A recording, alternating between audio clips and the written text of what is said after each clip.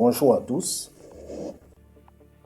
Dans ce podcast, Le temps du succès, je voudrais que nous puissions aborder le thème des coachs et des mentors. Ici, je voudrais juste apporter un petit distinguo entre les deux. Qui est coach? Qui est mentor? Un coach, généralement, est là pour vous entraîner, vous accompagner, afin de développer votre talent par rapport à un objectif donné. Il y a un certain niveau de performance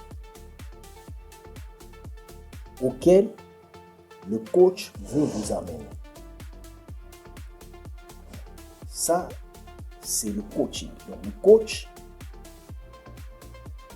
vous accompagne.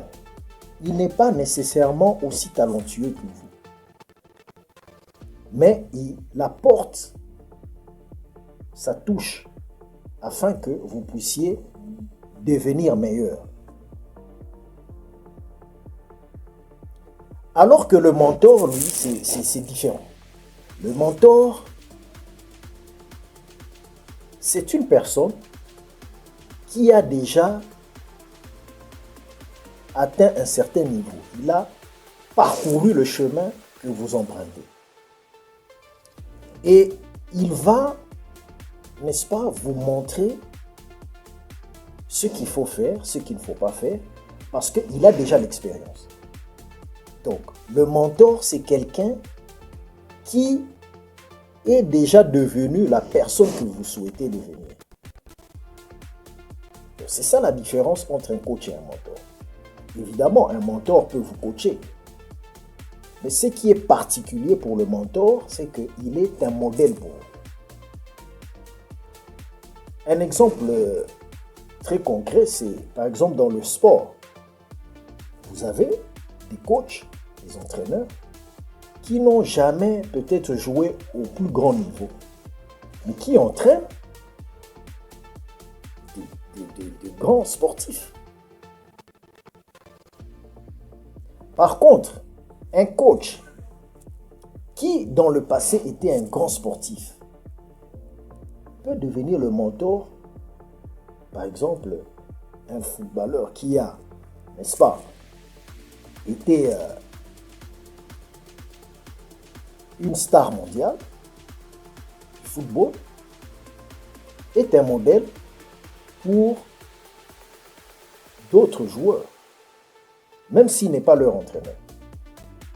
Ici, en même temps, il est leur entraîneur, il les coach, mais il sera aussi un mentor. Il peut être un mentor pour eux.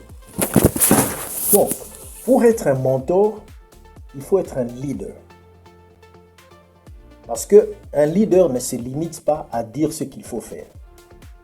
Mais il est déjà ce qu'il est en train de demander aux autres de devenir.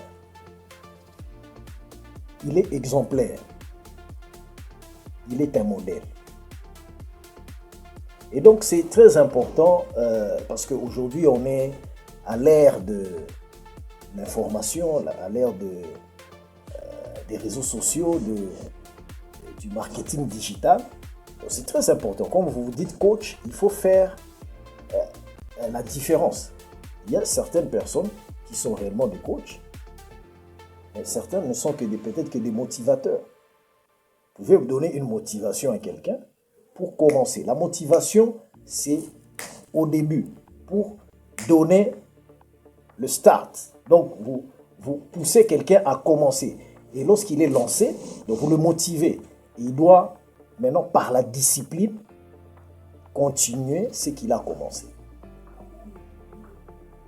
Donc, le rôle d'un motivateur, voilà, c'est surtout lorsqu'il faut se lancer. Et on peut bien sûr commencer à donner des encouragements, de la motivation pour rebondir.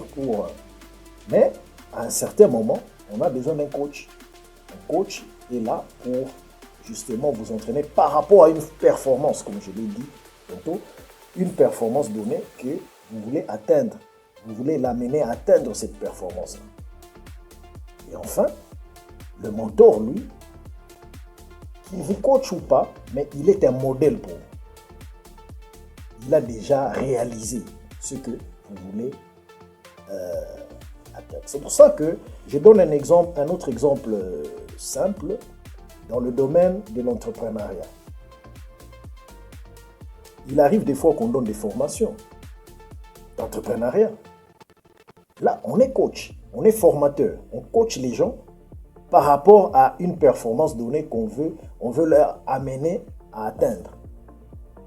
Mais pour être mentor d'un entrepreneur, il faut soi-même avoir déjà réussi une entreprise. C'est pour ça que c'est difficile que quelqu'un qui n'a jamais créé une entreprise ou réussi une entreprise puisse être un mentor de quelqu'un qui commence sa start-up. Il aura besoin d'un mentor, quelqu'un qui a déjà atteint justement